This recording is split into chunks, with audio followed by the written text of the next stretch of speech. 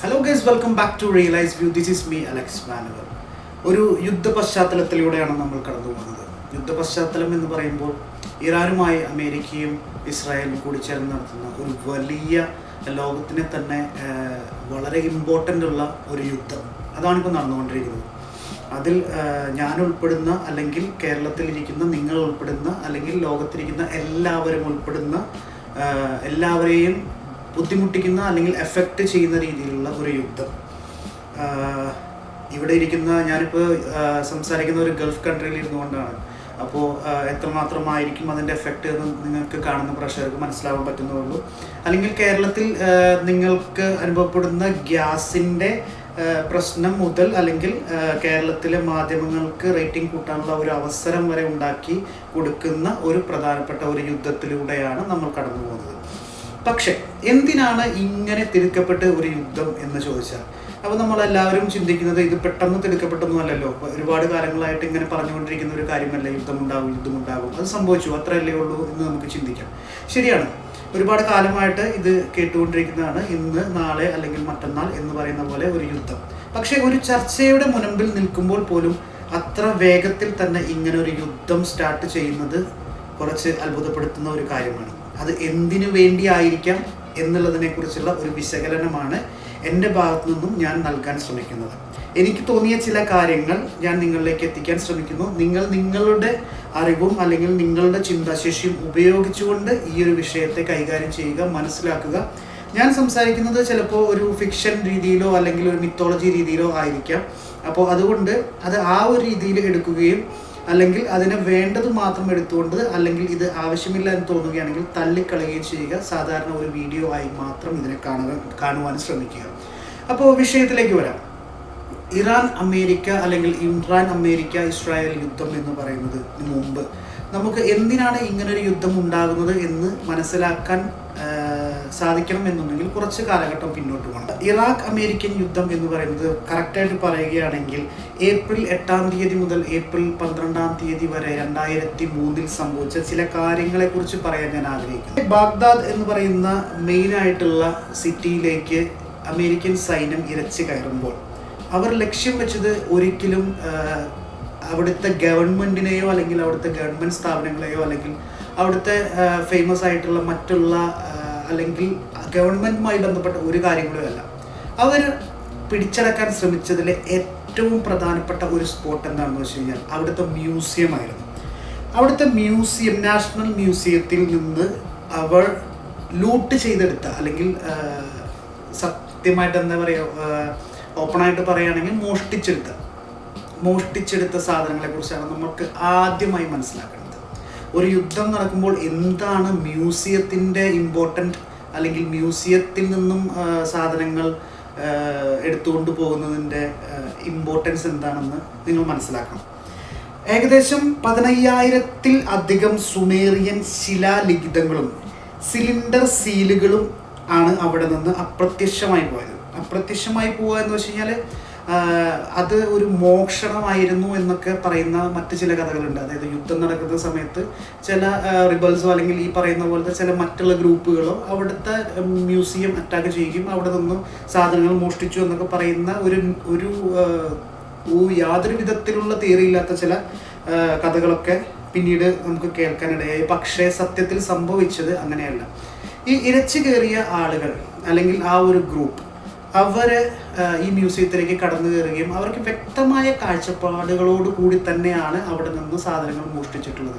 അവിടെ ഉണ്ടായിരുന്ന സെക്യൂരിറ്റി വിഭാഗത്തിൻ്റെ ടെസ്റ്റിമോണി അനുസരിച്ച് വന്ന ആളുകൾ എല്ലാം തന്നെ ആർമി ബൂട്ടുകൾ ധരിച്ചിരുന്നു, ഒരുപോലെയുള്ള ആർമി ബൂട്ടുകൾ ധരിച്ചിരുന്നു എന്നും അവർക്ക് വ്യക്തമായ രീതിയിൽ എന്താണ്, എവിടെ നിന്നാണ് എടുത്തുകൊണ്ട് പോകേണ്ടത് എന്നും അറിയാമായിരുന്നു എന്നുമാണ് പറഞ്ഞിട്ടുള്ളത്.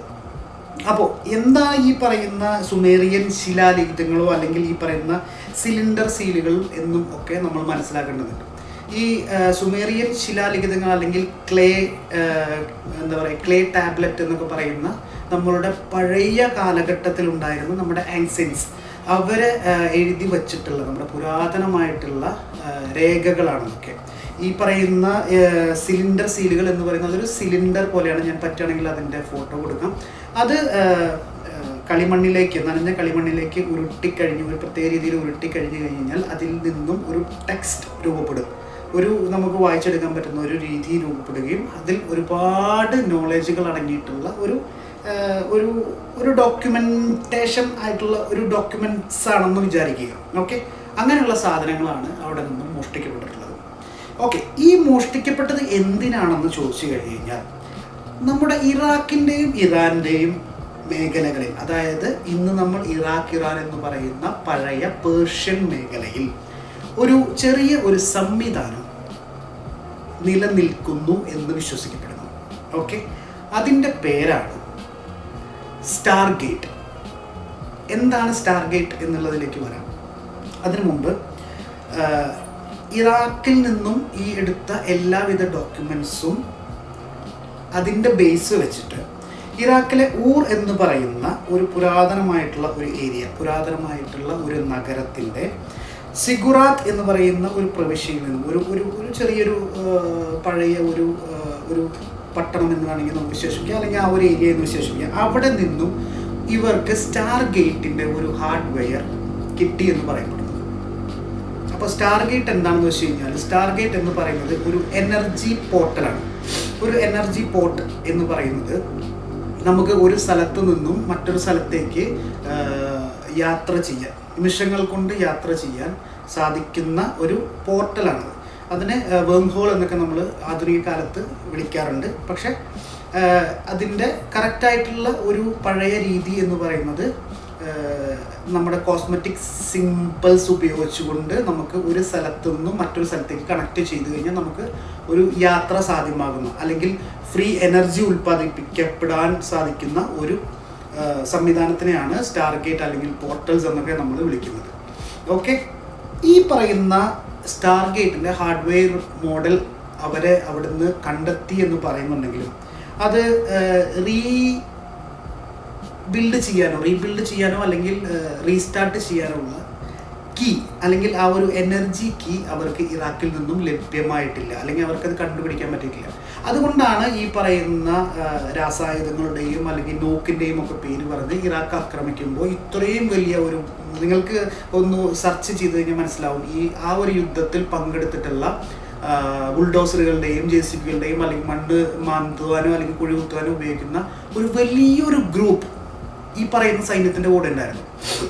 നമ്മൾ ഒരിക്കലും അതിനെ ചിന്തിക്കരുത് ഓക്കെ റോഡ് ക്ലീൻ ചെയ്ത് മുന്നോട്ട് പോകാനുള്ള ആ ഒരു രീതിക്ക് വേണ്ടിയിട്ടാണ് അത്രയും വലിയ ഒരു ഗ്രൂപ്പ് ഇവരുടെ കൂടെ ഉണ്ടായിരുന്നു. നല്ല വിശ്വസിക്കേണ്ടത് ഇതിന് വേണ്ടി മാത്രമായിരുന്നു, ഇത് കണ്ടെത്താൻ വേണ്ടി മാത്രമായിരുന്നു അത്രയും വലിയൊരു ഗ്രൂപ്പ് ഈ പറയുന്ന സൈന്യത്തിൻ്റെ കൂടെ നിലയുറപ്പിച്ചിട്ടുണ്ടായിരുന്നത്.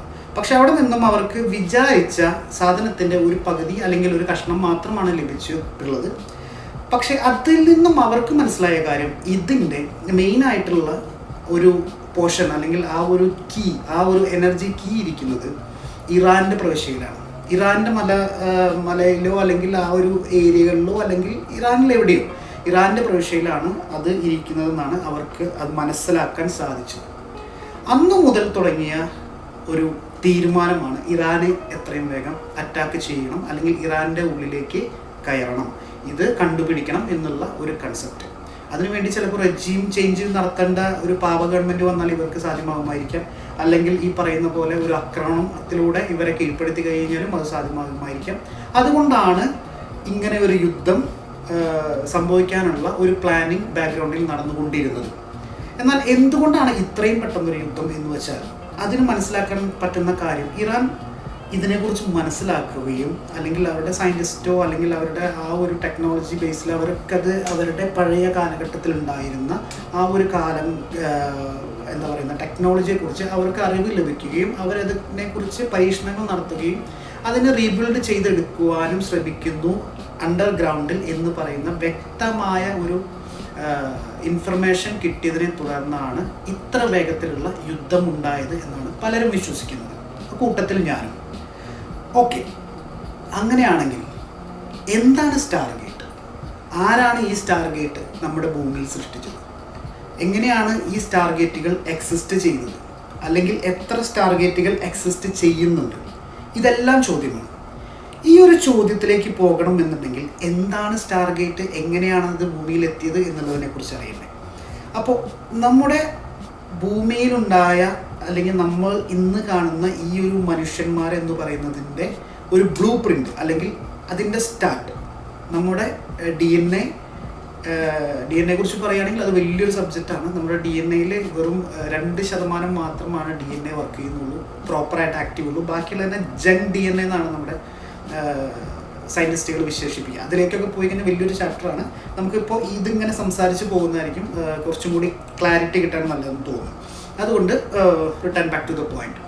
സോ അപ്പോൾ ഇതെങ്ങനെയാണ് ഇവിടെ എത്തിയത് എന്ന് പറയുന്ന ആ ഒരു സ്റ്റോറിയിലേക്ക് പോകണമെന്നുണ്ടെങ്കിൽ നമ്മൾ ഭൂമിയിൽ നിന്നും ഏകദേശം 25 ലൈറ്റ് ഇയേഴ്സ് അകലേക്ക് പോകണം. നമ്മുടെ സൗരയൂഥത്തിൽ നമ്മുടെ ഈ പറയുന്ന ഒരു നക്ഷത്ര സമൂഹത്തിലേക്ക് നമ്മൾ ഇറങ്ങിച്ചെന്ന് അതിനെക്കുറിച്ച് അന്വേഷിക്കേണ്ടതുണ്ട്.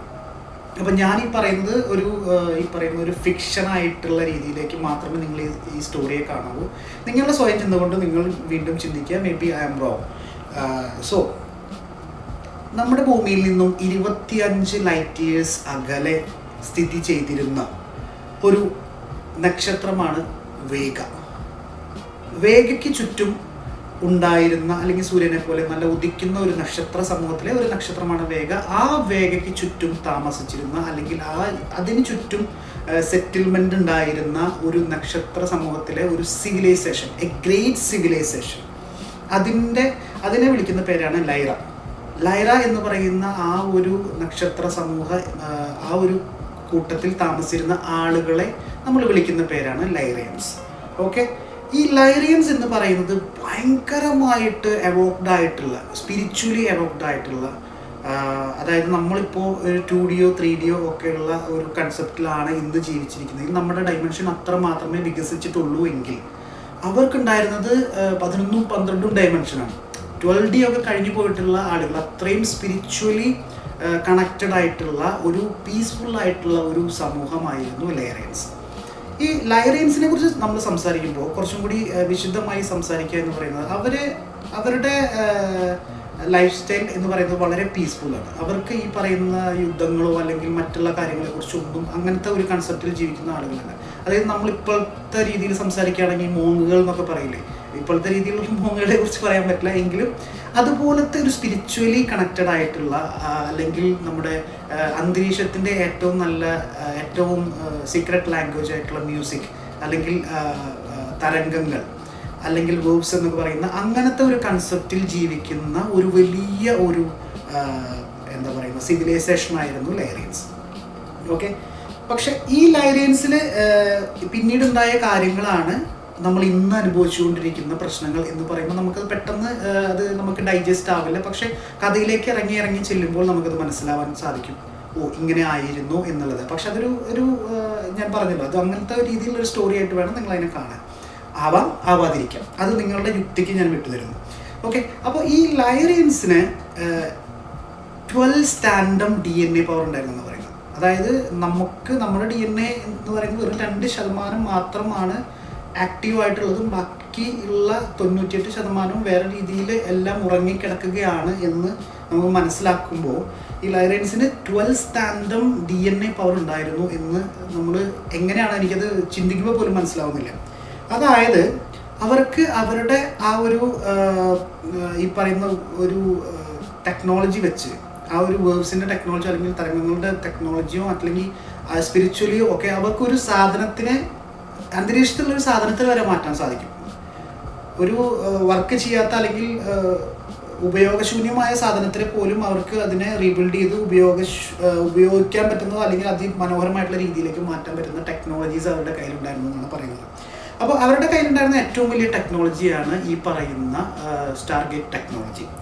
അപ്പോൾ ഈ സ്റ്റാർഗേറ്റ് ടെക്നോളജി എന്ന് പറയുന്നത് അവരുടെ കയ്യിലുണ്ടായിരുന്ന ഏറ്റവും ടോപ്പ് ടെക്നോളജിയാണ്. അപ്പോൾ അത് ഒരു സ്ഥലത്ത് നിന്നും ഒരു സ്ഥലത്തേക്ക് നമ്മൾ ചിന്തിക്കുമ്പോൾ ഒരിക്കലും നമ്മുടെ ഒരു സ്ഥലത്ത് നമ്മൾ ഒരു ഗ്രാമത്തിൽ നിന്ന് മറ്റൊരു ഗ്രാമത്തിലേക്ക് പോകുന്ന ആ ഒരു കൺസെപ്റ്റ് അല്ല നമ്മൾ ചിന്തിക്കുന്നത്. ഈ ഒരു സ്പേസിൽ തന്നെ ഒരു സ്പേസ് പൊസിഷനിൽ നിന്ന് മറ്റൊരു സ്പേസ് പൊസിഷനിലേക്ക് വരെ യാത്ര ചെയ്യാൻ പറ്റുന്ന, അത്രയും നിമിഷങ്ങൾ കൊണ്ട് ലൈറ്റ് ഇയേഴ്സ് യാത്ര ചെയ്യാൻ പറ്റുന്ന രീതിയിലുള്ള കൺസെപ്റ്റായിരുന്നു അത് എന്ന് വേണം നമ്മൾ മനസ്സിലാക്കാൻ വേണ്ടിയിട്ട്.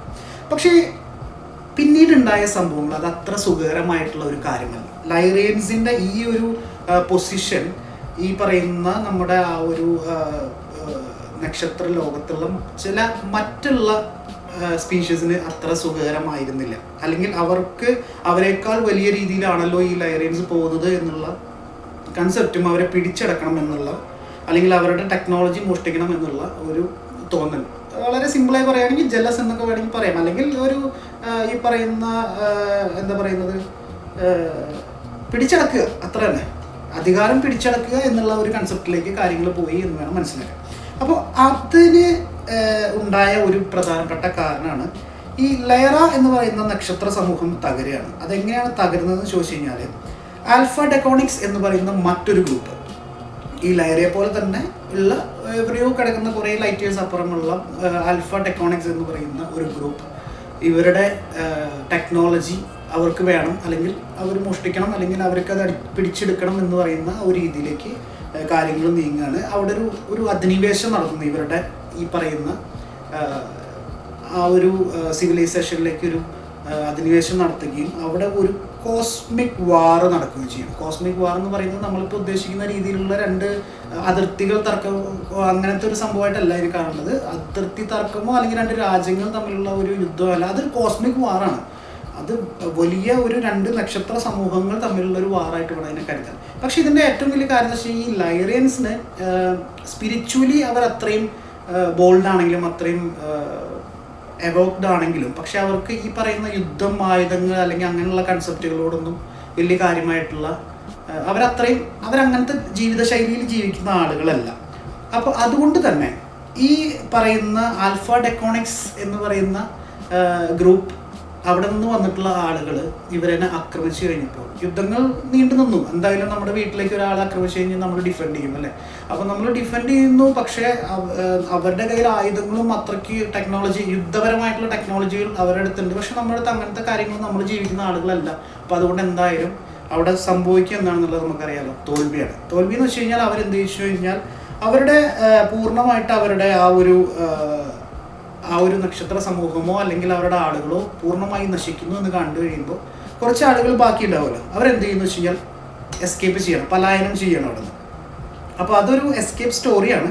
അപ്പോൾ ആ ഒരു എസ്കേപ്പ് സ്റ്റോറി എന്ന് പറയുന്നത്, അവർ പല സ്ഥലങ്ങളിലേക്കും അവർ ഈ പറയുന്ന ആർക്ക് കപ്പൽ എന്ന് പറഞ്ഞു കഴിഞ്ഞാൽ നമ്മുടെ ഇന്നിപ്പോൾ പറയുന്ന വലിയ ഈ പറയുന്ന ഷിപ്പുകൾ, അതായത് എന്തായാലും പറയാം, ആകാശത്തോടി പറഞ്ഞു നടക്കുന്ന കപ്പൽ എന്ന് ഉദ്ദേശിക്കുന്നുള്ളൂ. അതിപ്പോൾ നമുക്ക് എന്ത് വേണമെങ്കിലായിട്ട് പറയാം. അപ്പോൾ ഈ ഏലിയൻസിൻ്റെ ഷിപ്പായിട്ടോ എങ്ങനെ വേണമെങ്കിലും അതിനെ കാണാം. അപ്പോൾ അങ്ങനത്തെ ഒരു കൺസെപ്റ്റിൽ കയറുന്ന അവർ പല ഭാഗത്തേക്ക് ചിതറിപ്പോയി എന്നാണ് പറയുന്നത്. ഈ ഒരു വലിയ യുദ്ധത്തിന് ശേഷം അവരവിടെ നിന്ന് പലായനം ചെയ്യണം. അവർ പ്ലിയാട്രിസിസ് എന്ന് പറയുന്ന ഒരു സ്ഥലത്തേക്ക് പോകുന്നുണ്ട്. ഇത് 7 സിസ്റ്റേഴ്സ് എന്നൊക്കെ നമ്മൾ വിളിക്കുന്ന ആ ഒരു നക്ഷത്ര സമൂഹത്തിൻ്റെ ഭാഗമാണ് അതൊക്കെ. അവിടെ നിന്ന് മറ്റൊരു വിഭാഗം സിറിയാസിസ് എന്ന് പറയുന്ന മറ്റൊരു മേഖലയിലേക്ക് പോകുന്നുണ്ട്. ഇതൊക്കെ നമ്മുടെ എന്താ പറയുക, നക്ഷത്ര സമൂഹങ്ങളുടെ പേരുകളാണ് കേട്ടോ. അപ്പോൾ നമുക്കിതൊക്കെ ചിലപ്പോൾ ആദ്യമായിട്ട് ഞാനും ഇത് കേട്ടപ്പോൾ എനിക്ക് കറക്റ്റായിട്ട് സത്യം പറഞ്ഞു കഴിഞ്ഞാൽ എനിക്ക് മനസ്സിലായിരുന്നില്ല. പക്ഷെ പിന്നീട് എന്താ പറയുക, ഈ ആസ്ട്രോളജിയുമായിട്ടൊക്കെ ബന്ധപ്പെട്ട ആളുകളോട് ചോദിച്ചു കഴിഞ്ഞാൽ ഈ പേരുകളുടെയൊക്കെ ഡീറ്റെയിൽസും കാര്യങ്ങളൊക്കെ മനസ്സിലാക്കാൻ പറ്റും. നിങ്ങളും നിങ്ങളുടേതായിട്ടുള്ള രീതിയിൽ റിസർച്ചുകൾ നടത്തി കഴിഞ്ഞാൽ നിങ്ങൾക്ക് മനസ്സിലാക്കാൻ പറ്റുന്ന സിമ്പിളായിട്ടുള്ളൊരു സ്റ്റോറിയാണ്. അപ്പോൾ ഇവിടെ നിന്നും അവർ ഈ പറയുന്ന മേഖലകളിലേക്ക് പോയിട്ടുണ്ടെങ്കിലും അതിലൊരു ചെറിയ ഗ്രൂപ്പ് ആദ്യമായിട്ട് വരുന്നത് ചൊവ്വയിലേക്കാണ്. ചൊവ്വയിൽ അന്ന് നമുക്ക് ജീവിക്കാൻ പറ്റുന്ന ഒരു ചുറ്റുപാട് ഉണ്ടായിരുന്നു എന്നാണ് പറയുന്നത്. സമുദ്രങ്ങളും തീരങ്ങളും ഒക്കെ ഉള്ള ഒരു ഏരിയ അവിടെ ഉണ്ടായിരുന്നു എന്നാണ് പറയുന്നത്. അപ്പോൾ അവരവിടെ ഈ പറയുന്ന അവരുടേതായിട്ടുള്ള ചെറിയൊരു സിവിലൈസേഷനൊക്കെ സെറ്റ് ചെയ്യുന്നു. ഈ പറയുന്ന സ്റ്റാർ ഗേറ്റുകളൊക്കെ വീണ്ടും ക്രിയേറ്റ് ചെയ്യാൻ ശ്രമിക്കുന്നു. എല്ലാ കാര്യങ്ങളും ഇങ്ങനെ പോയിക്കൊണ്ടിരിക്കുമ്പോൾ തന്നെ, പക്ഷേ ഈ പറയുന്ന ആളുകൾ, ഈ പറയുന്ന ഈ ആൽഫ ഡെക്കോണിക്സിൽ നിന്ന് വന്നിട്ടുള്ള ആളുകൾ അവരെ അവിടെയും കണ്ടെത്തുന്നു എന്നാണ് പറയുന്നത്.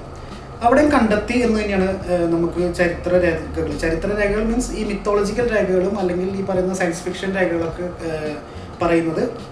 ചൊവ്വയിലെത്തിയ അവരെ അവിടെ നിന്നും ഈ പറയുന്ന ഡെക്കോഡൻസ് ആക്രമിച്ചു എന്നാണ്. അപ്പോൾ അവിടെ നിന്ന് അവർ വീണ്ടും എസ്കേപ്പായിട്ട് നേരെ നമ്മുടെ ഗ്രഹമായിട്ടുള്ള ഭൂമിയിലേക്ക് എത്തുകയാണ് ചെയ്യുന്നത്. ഭൂമിയിലേക്ക് എത്തിയിട്ട് അവർ ആക്ച്വലി അവിടെ ഒരു സിവിലൈസേഷൻ ഉണ്ടാക്കുന്നതിനേക്കാൾ അവർ ചെയ്തതെന്ന് വെച്ച് കഴിഞ്ഞാൽ അവിടെ ഒരു എസ്കേപ്പിസം പ്ലാനായിരുന്നു. അവർ സത്യം പറഞ്ഞാൽ ഒളിച്ചിരിക്കുകയായിരുന്നു.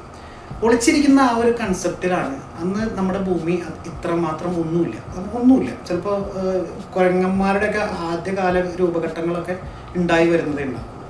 ഓക്കെ, അങ്ങനെയുള്ള ഒരു കൺസെപ്റ്റിൽ അവർ ഒളിച്ചിരുന്നു എന്നാണ് കഥകൾ പറയുന്നത്.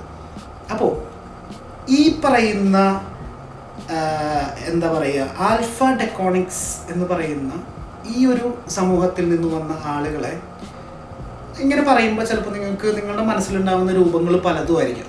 പല രൂപങ്ങളും നിങ്ങളുടെ മനസ്സിലിപ്പോൾ ഇങ്ങനെ പറഞ്ഞപ്പോൾ അത് എന്ത് രൂപത്തിലുള്ള ആളുകളായിരിക്കും എന്ന് തോന്നിയിട്ടുണ്ടാവും.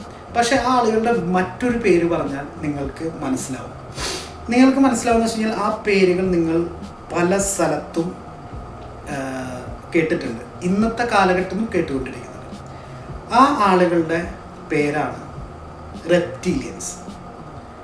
ഈ പേര് നിങ്ങൾ വളരെയധികം എല്ലാ സ്ഥലങ്ങളിലും ഇന്നത്തെ കാലഘട്ടത്തിലും കേട്ടുകൊണ്ടിരിക്കുന്നുണ്ട്. എപ്സ്റ്റീൻ ഫയൽ അടക്കമുള്ള എല്ലാവിധ സ്ഥലങ്ങളിലും ഈ എല്ലാവിധ ചർച്ചകളിലും ഈ പേരുണ്ട്. അപ്പോൾ ഈ റെപ്റ്റീലിയൻസ് എന്ന് പറയുന്ന ആളുകളാണ് ഈ ലയറിയൻസ് എന്ന് പറയുന്ന മറ്റൊരു വിഭാഗത്തിനെ ആക്രമിക്കുകയും അങ്ങനെ ലയറിയൻസ് എന്ന് പറയുന്ന വിഭാഗം ഭൂമിക്ക് വരുന്നതിന് മുമ്പ് ചൊവ്വയിലേക്ക് വരികയും അവിടെ ഈ പറയുന്ന ഒരു സിവിലൈസേഷൻ വീണ്ടും റീക്രിയേറ്റ് ചെയ്യാൻ ശ്രമിക്കുകയും അവിടെ സ്റ്റാർഗേറ്റ് ടെക്നോളജീസ് ഒക്കെ ഉണ്ടാക്കാൻ ശ്രമിക്കുകയും ചെയ്തതിന് ശേഷവും ഇവർ വീണ്ടും ആക്രമിക്കപ്പെടുന്നു എന്ന് മനസ്സിലാക്കുന്ന സാഹചര്യത്തിലാണ് നമ്മുടെ പ്ലാനറ്റായിട്ടുള്ള ഭൂമിയിലേക്ക് വരുന്നത്. അവിടെ ചൊവ്വയിനേക്കാൾ നല്ല ഒരു സിറ്റുവേഷനും കാര്യങ്ങളും ഉണ്ടെന്ന് മനസ്സിലാക്കുന്നത്. അത് സത്യം പറഞ്ഞാൽ ഒരു എസ്കേപ്പിംഗ് മോഡാണ്. അവർ ഭൂമിയിൽ വന്ന് നിശബ്ദമായി ഒളിച്ചിരുന്നു പോലുള്ള അല്ലെങ്കിൽ മറ്റുള്ള കൺസെപ്റ്റുകളിലോ ഭൂമിക്കടിയിലോ അവർ ഒളിച്ചിരുന്നു എന്ന് പറയുന്ന ഒരു കൺസെപ്റ്റാണ് ഉള്ളത്. പക്ഷേ ഈ റെപ്റ്റീലിയൻസ് ഇവർ ഭൂമിയിലുണ്ടെന്നുള്ള കാര്യം വീണ്ടും മനസ്സിലാക്കുന്നുണ്ട്. ഈ റെപ്റ്റീലിയൻസ് ഇവർ ഭൂമിയിലുണ്ട് എന്ന് പറയുന്ന കാര്യം മനസ്സിലാക്കുന്നതിൻ്റെ കൂട്ടത്തിൽ അതേസമയം തന്നെ ഇതിലേക്ക് മറ്റൊരു വിഭാഗം എൻ്റർ ആവുന്നുണ്ട്. റെപ്റ്റീലിയൻസ് എന്ന് പറയുന്നത് അവർക്ക് യാതൊരുവിധ ദയയോ അല്ലെങ്കിൽ മറ്റുള്ള കാര്യങ്ങളോ ഒന്നുമില്ല. അവരെ സംബന്ധിച്ചിടത്തോളം അവരുടെ കൺസെപ്റ്റ് യുദ്ധം ചെയ്യുകയോ പിടിച്ചടക്കുകയോ അധികാരം സ്ഥാപിക്കുകയോ എന്ന് പറയുന്ന കൺസെപ്റ്റാണ്. അത് പുതിയ ആധുനിക ലോകത്തിലുള്ള നമ്മുടെ ഈ എന്താ പറയുക കോൺസ്പിറസി തിയറികളൊക്കെ ആയിട്ട് ബന്ധപ്പെടുത്തി കഴിഞ്ഞാൽ നമുക്ക് ചില ആളുകളുടെ മുഖങ്ങൾ ഇപ്പോൾ തന്നെ നിങ്ങളുടെ മനസ്സിൽ വന്നിട്ടുണ്ടാവും. ആരൊക്കെയാണ് ഈ പറയുന്ന റെപ്റ്റീലിയൻസ് എന്ന് പറയുന്ന കണക്ഷൻസിലുള്ളത് എന്ന് നിങ്ങൾക്കിപ്പോൾ ചില കാര്യങ്ങൾ മനസ്സിൽ വന്നിട്ടുണ്ടാവും. അപ്പോൾ അവർ ചെയ്യുന്ന കാര്യങ്ങൾ ഒന്ന് കണക്ട് ചെയ്ത് കഴിഞ്ഞാൽ കുറച്ചും കൂടി ഈ പറയുന്ന സാധനങ്ങൾ കണക്റ്റഡ് ആവാൻ സാധ്യതയുണ്ട്. എനിവേ, അപ്പോൾ ഈ റെപ്റ്റീലിയൻസ് ഈ പറയുന്ന ലയറിയൻസ് എന്ന് പറയുന്ന ആ ഒരു വിഭാഗം ഭൂമിയിലുണ്ട്. ലയറിയൻസ് എന്ന് പറഞ്ഞാൽ എസ്കേപ്പായിട്ടുള്ള ലയറിയൻസ് ആണ് കേട്ടോ. അപ്പോൾ നമ്മൾ മനസ്സിലാക്കേണ്ടത് ഒരു യുദ്ധം നടക്കുമ്പോൾ അതിലുണ്ടാവുന്ന പ്രധാനപ്പെട്ട ആളുകളൊക്കെ നശിച്ചു പോയിട്ടുണ്ടാവും. കുറച്ചാളുകൾ മാത്രമായിരിക്കും ലാസ്റ്റ് ഒരു നിർവൃതി ഇല്ലാത്തതുകൊണ്ടായിരിക്കും ചിലപ്പോൾ അവർ എസ്കേപ്പ് ആയിട്ടുണ്ടാവുക. അപ്പോൾ അവരുടേതായിട്ടുള്ള ആ ഒരു മൈൻഡ് സെറ്റും ആ ഒരു സിറ്റുവേഷനും എല്ലാം നമ്മൾ മനസ്സിലാക്കണം. അവരങ്ങനെ ഭൂമിയിൽ ജീവിച്ചു പോകുന്നു. ഓക്കെ, ആ ഒരു കൺസെപ്റ്റിൽ മനസ്സിലാക്കിയാൽ മതി. അപ്പോൾ ഈ റെപ്റ്റീലിയൻസിന് അവർക്ക് മനസ്സിലായിട്ടുണ്ട് ഈ പറയുന്ന ലയറിയൻസിൻ്റെ ബാലൻസ്. അപ്പോൾ അവരെ സംബന്ധിച്ചിടത്തോളം ഇവരെ പൂർണ്ണമായും തച്ചുടയ്ക്കുക എന്നുള്ളത് തന്നെയാണ്. അപ്പോഴും അവർക്ക് പൂർണ്ണമായിട്ടും ഈ ടെക്നോളജി കിട്ടിയിട്ടില്ല എന്നുള്ളതാണ് നമ്മൾ മനസ്സിലാക്കേണ്ടത്. ഈ പറയുന്ന എസ്കേപ്പ് ആവുന്ന ഈ ലയറിയൻസിൻ്റെ കയ്യിലുള്ള ടെക്നോളജി പൂർണ്ണമായിട്ടും റെപ്റ്റീലിയൻസിന് കിട്ടിയിട്ടില്ല. അവർക്ക് ആ ടെക്നോളജിയാണ് വേണ്ടത്, ലയറിയൻസിൻ്റെ ഫുള്ളായിട്ടുള്ള നാശവുമാണ് വേണ്ടത്. അപ്പോൾ ആ ഒരു സിറ്റുവേഷനിൽ ഈ ഭൂമിയിലേക്ക് ലയറിയൻസ് വന്നിറങ്ങിയപ്പോൾ അല്ലെങ്കിൽ അവരവിടെ താമസിക്കുന്ന ആ ഒരു കാലഘട്ടത്തിൽ ഈ പറയുന്ന ലയറിയൻസ് ഇവിടെ ഉണ്ടെന്ന് മനസ്സിലാക്കിയ ഒരു ഗ്രൂപ്പാണ് ഈ പറയുന്ന റെപ്റ്റീലിയൻസ്. അപ്പോൾ ഈ റെപ്റ്റീലിയൻസ് ഇവരെ നേരിട്ട് ആക്രമിക്കുകയല്ല ചെയ്തത്. അതിന് പകരം അവർ വേറൊരു പ്രോക്സികളെ നമ്മുടെ ഭൂമിയിലേക്ക് പറഞ്ഞുകൂടെയാണ് ആദ്യമായിട്ട് ചെയ്തത്.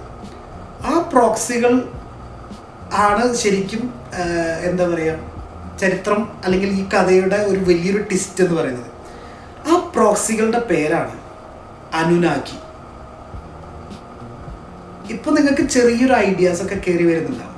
അപ്പോൾ ഇനി നമ്മൾ പറയാൻ പോകുന്ന ഇതിൻ്റെ ബാക്കി എന്ന് പറയുന്നത് ഈ അനുനാക്കികൾ എങ്ങനെയാണ് പ്രോക്സികളായിട്ട് വന്നതെന്നും ഈ പ്രോക്സികളെ യൂസ് ചെയ്യാൻ വേണ്ടിയിട്ട് റെപ്റ്റീലിയൻസ് അനുനാക്കികളുമായിട്ടുള്ള ആ ഒരു ഡീൽ എങ്ങനെയാണ് എന്നുള്ള ആ ഒരു രീതിയിലേക്കാണ് ഈ കഥ പോകുന്നത്. ഓക്കെ, നിങ്ങൾക്കൊരു കാര്യം മനസ്സിലായി.